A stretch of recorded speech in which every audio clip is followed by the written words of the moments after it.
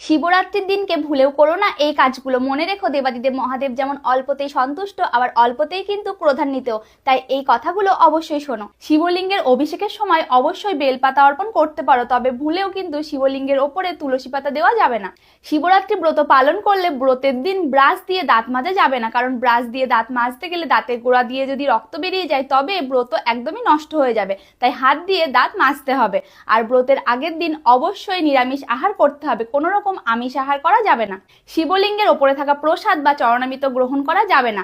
মহাদেবের সব থেকে প্রিয় হলো বেলপাতা, তবে বেলপাতা চতুর্দশী বা সোমবারের দিনকে তুলতে নেই, তাই চতুর্দশী লাগার আগেই বেলপাতা তুলে রাখতে হবে।